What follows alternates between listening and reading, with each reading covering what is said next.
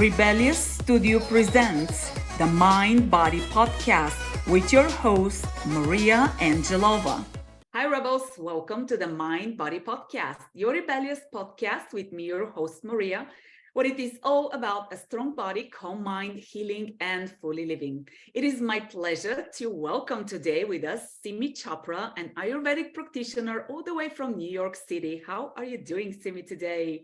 I'm doing great. Thank you for having me over at your podcast. Yes, I love it. I'm so excited to talk all the time about body and mind, and I look forward to hearing really about learning more about Ayurvedic practice and the way it helps the body heal and function optimally. But before we get into that, we first have to get to know who Simmi is, right? So we're going to start with our regular questions of 3 words that describe who you are and give us a little bit of a backstory for each. Sure. So 3 words that describe me: 1, healer, forever a learner, student, and 3rd, unrestrained free spirit. So to describe the 3, healer, it's obvious. I'm an Ayurvedic practitioner. I've been doing a lot of these modalities from before, pranic healing, Reiki, and then Ayurveda. So all healing modalities. And what was the second? Learner. So forever a student. I've been learning music. That's sitar, Indian classical vocal. Then Ayurveda is always, it's such a deep ocean, still a learner. And then my latest is astrology, which I'm so fascinated with.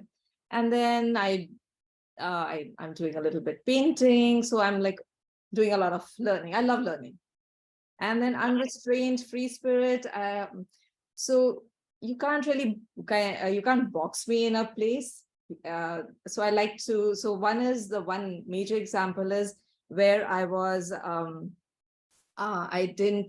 I kind of broke the norms by not listening to my family and the doctors when I had cancer. So everyone was forcing me to get chemotherapy. And that was one thing, again, I was so sure that Ayurveda is going to be there for me. So I did an integrated approach. I can't say that I did everything Ayurveda. I did my surgery, but then I took the help of Ayurveda. So breaking the, not restrained. I question the authority when it needs to be questioned. Yeah. So much to talk about, even in those couple of sentences that you already shared. So let's talk about learning in the body, because I will tell you, when I started my journey as a full-time teacher of Pilates, and I was like, oh, I know the body, understand movement. And then the more I started doing it and the more I started learning about the body, the more I see the body holistically, not just from a physical standpoint, but also from a mental standpoint, emotional standpoint, and how all of that impacts the body. The more I learn, the more I'm like, wow, I really don't know much. It's a very humbling journey to self-discovery, but also seeing what's happening into different people's body based on their state of being. True. And that is what Ayurveda is about. It's such a personalized, individualistic approach it has. It has a holistic, it's a holistic system of healing from India, thousands of years old. But it has a very personalized, everyone is different. Everyone is unique in their way. So there are these 3 functional energies that we talk about, which are the kapha, pitta, vata.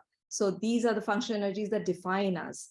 And with that, it gives us the clue why certain people, they gain weight easily, why certain people have some, they get congestion easily, or they get heartburn easily. So it helps us in deciding what food to give them, what protocol to give them to heal them.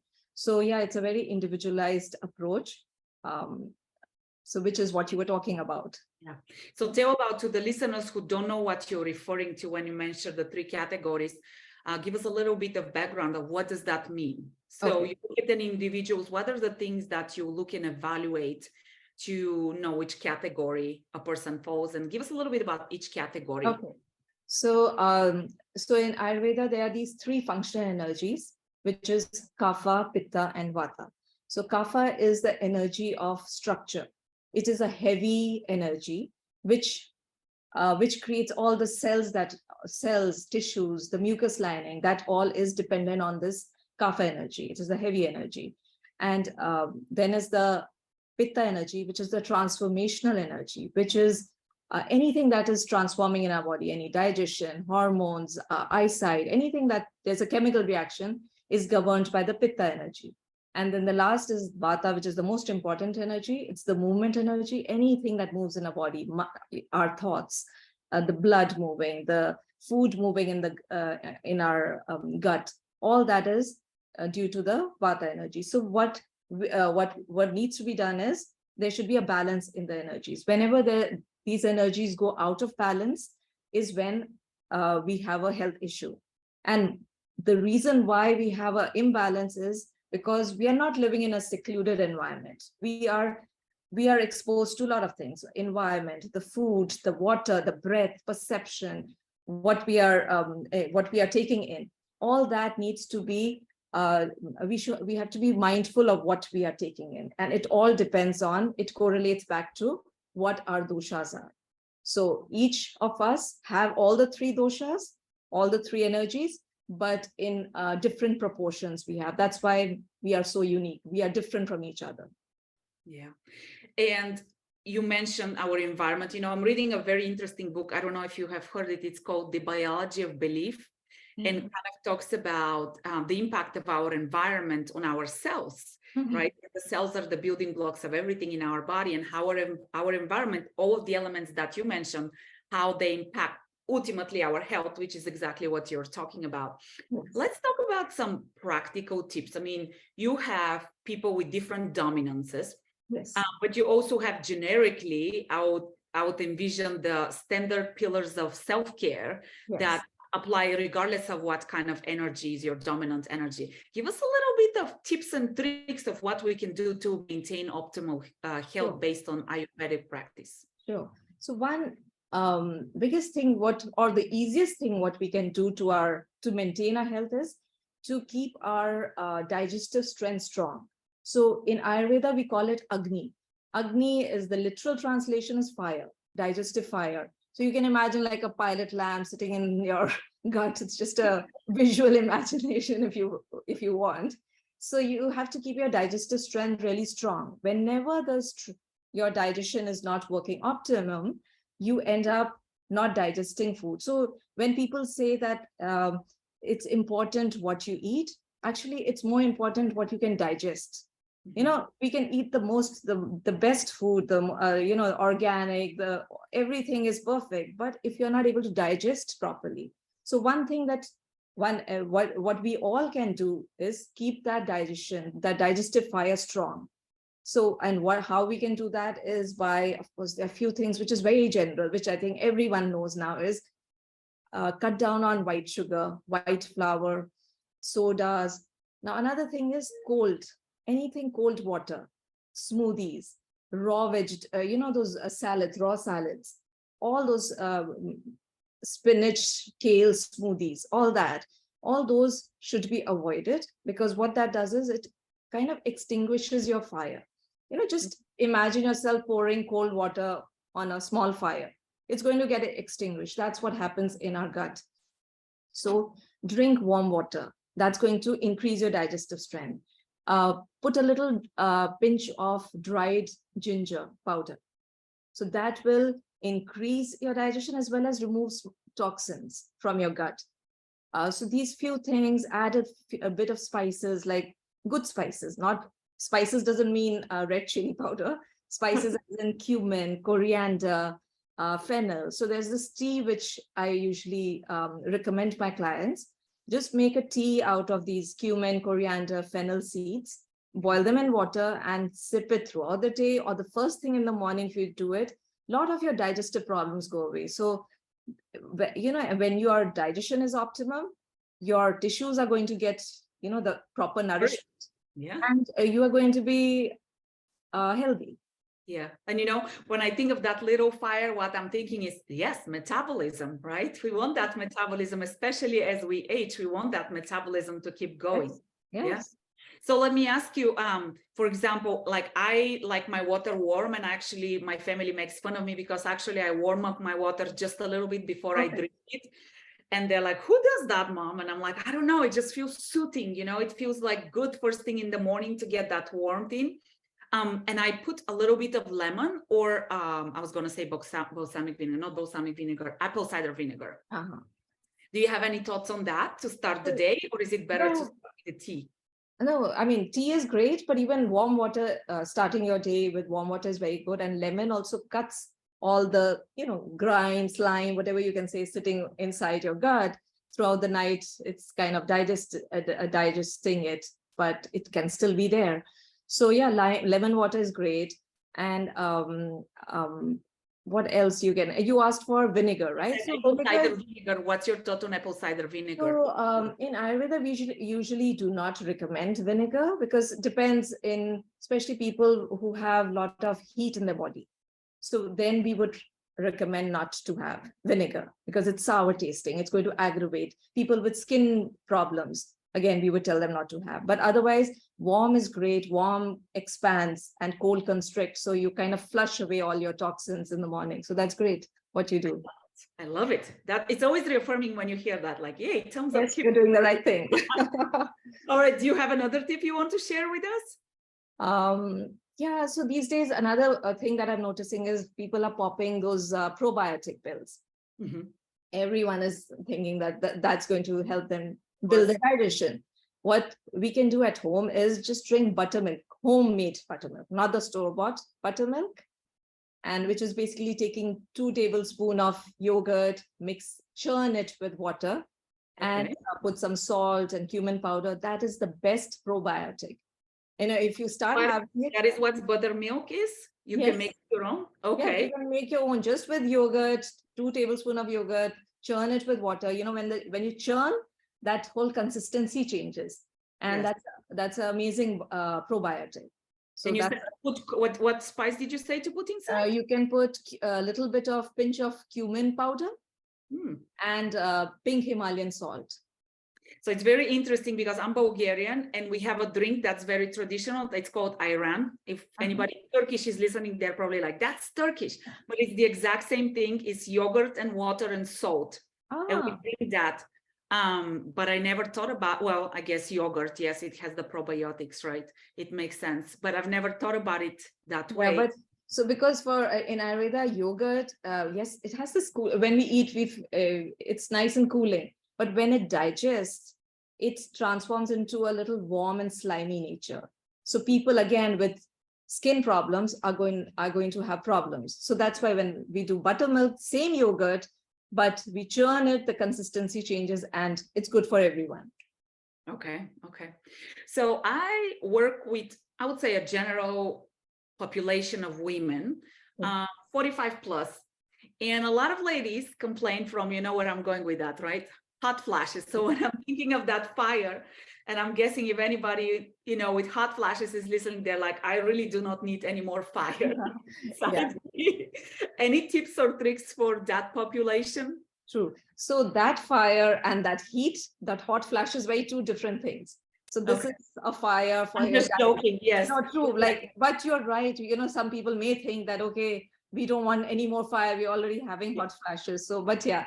So we need that digestion fire different.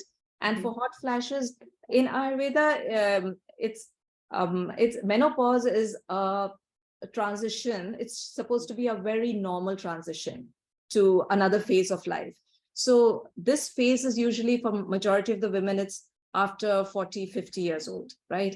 And that is, in our terms, it's that we are entering the Vata stage. I remember I mentioned that Vata energy. So Vata is a very drying energy. It is made up of air, ether, and wind. So if you see those qualities, they are very drying. It can be cold. So this is what we are entering into, that age. So so what we need to do is we need to introduce opposite qualities to that. So that is a concept in Ayurveda. To fix a health problem, introduce the opposite qualities. So we are feeling dry and there's cold. Introduce warm qualities, not hot, warm qualities. So this is going to ease people who are having problems, that's going to ease their problems. So, and another argument would be that, again, we are putting warmth, it's going to create hot flashes, but no, because the movement has been blocked. The air, when the airflow has been blocked, the heat inside gets trapped, which is what causes the hot flashes. So when your system is moving, when the movement is flowing, when the wind is flowing, then there'll be an ease from that hot flashes. So that is one thing. And then of course we have a lot of very good herbs which are very helpful to to counter the hot flashes. Such as? There's one Shatavari. It is, Shatavari is very good. But then again, because it's an individualized approach that we take, so a person could have hot flashes and could have very heavy bleeding. So we'll add a different herb to it, like Ashoka. But if people are having hot flashes and a lot of pain, but they're not having they're just having very little bleeding. So we'll have something different for them. So it has to be individual. Okay. How about any tips for those people who are, I'll go with another category I work with, really athletic people who do a lot of activity, who are very active. Anything those people need to pay attention to or think of? Yes, actually they should, because majority of them, if they are on the Vata side, they are usually slim built, they have a lot of energy, they are always into movement. That's how you recognize a Vata individual who have a lot of Vata in them. So they need to, when you're young, you are able to handle all that. But as we age, again, like I mentioned, we'll enter the Vata stage of life, because there are 3 stages in our life. One, we start at birth with a Kapha, that's a Kapha stage, building blocks. Then is the Pitta, which is the adulthood, which is all transformation. We are like full of energy. And then we enter the Vata stage, which is a little on the dry and degenerating side. So these people, they need to be a little more cautious. Otherwise, this Vata energy is going to get more, it's going to increase further, and which, as I mentioned, it can cause degeneration. So for them, the ideal food would be introducing, again, warm cooked food rather than the smoothies or the cold water. So for them, warmth is the key. I do have to say, I love my morning smoothies. they're right after the warm water with the lemon. So okay. Okay, something to think about. But that's great information, something to think about. And I wanted to ask you, how about, let's not leave men out, aging men. Yes. Anything for them? I mean, they're also going through that, I guess, transitioning stage. Yes, I mean, the overall, everyone is going through that, but we see a lot of prostate issues happening in them. So again, Ayurveda has a lot to offer. Again, because again, I'm just stressing on Ayurveda being an individualized science. So the protocols are going to be more focused, more personalized. So because I do have clients who have prostate issues, but they all are different. So I cannot really say that one herb will be great for everyone. Yeah. Okay. And in the context of movement, is there, because it's very interesting, like I started in my young years, I used to do younger years, I still feel young.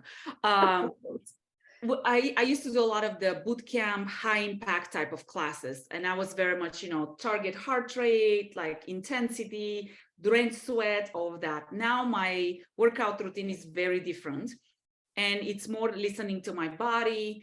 It's, it's a lot more depth rather than speed. It's a lot more intention.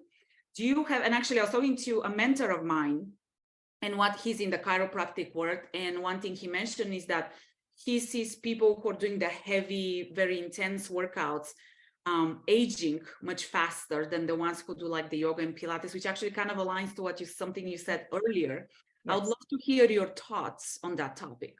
Yes, like I had mentioned that there are 3 phases in our life. Our childhood phase, which is the Kapha age, which is the building block. We need the nourishment. We need to build ourselves. And then is the Pitta stage, which is from, let's say, from our teenagehood to 40, which is what you said, that in that adult age, you were like all full of energy, did all the, hardcore exercises, which is perfect. But if you overindulge, what happens is your If I talk about Ayurveda again, the Vata gets really aggravated because the movement, you're moving a lot, and that movement can either stay inside, gets kind of blocked, or it can cause degeneration. So two things can happen. It can cause, wind can get trapped and cause blockages, which can cause a lot of health issues, or it can cause degeneration. So which is what we are seeing with people who are overusing their muscles.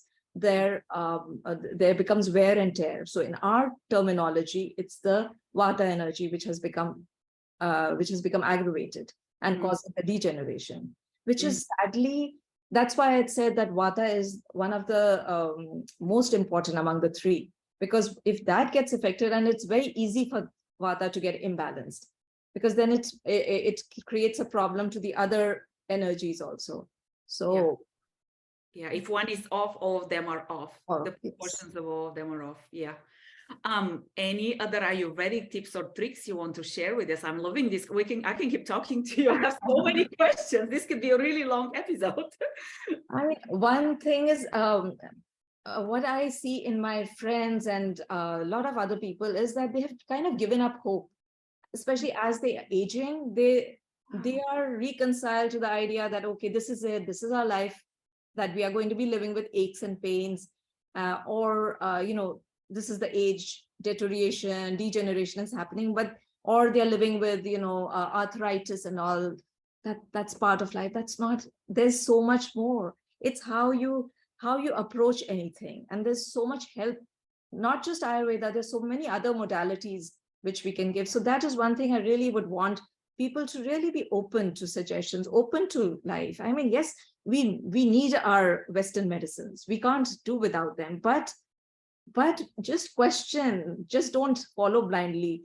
I mean, there's this fear that's been instilled in us that you have to have all your blood work done, you have to have so many tests done, and when you have tests, something or the other is going to pop up, and then people resort to surgeries and all. But there are a lot of alternate things. And again, do not forget, you cannot just be doing alternate. You have to do an integrated approach.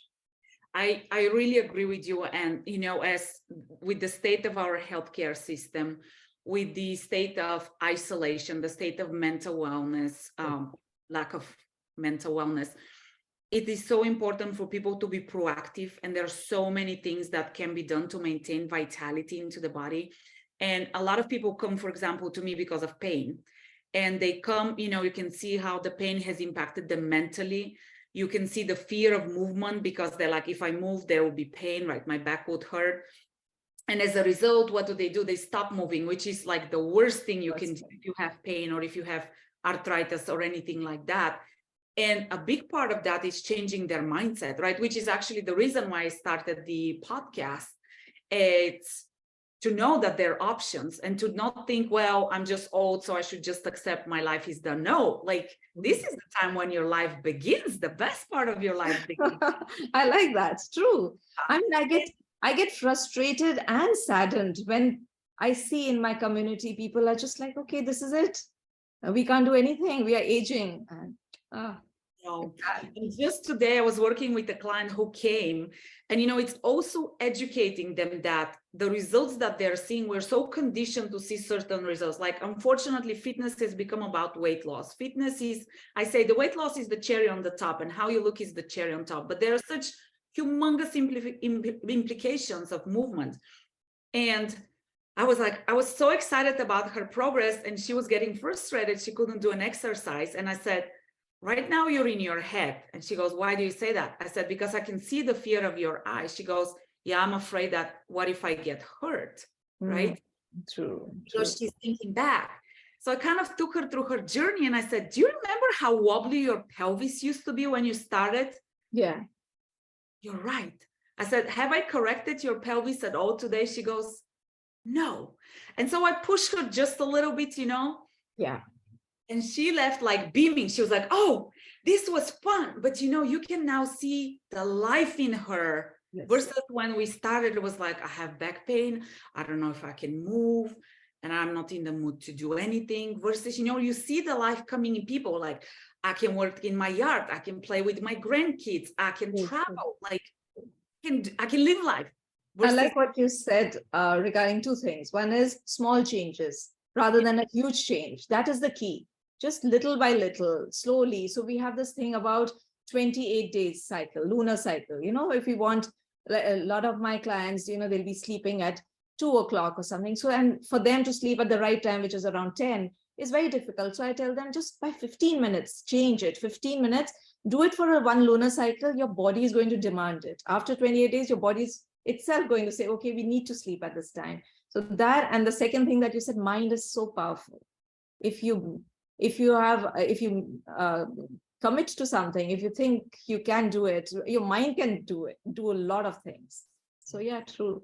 Yeah, yes, it's fascinating. The human body, mind, spirit is just absolutely fascinating. And when we nurture it and nourish it, whatever modality, you know, true, whoever picks, you know, I think it just pays off in such a phenomenal way long term. We just have.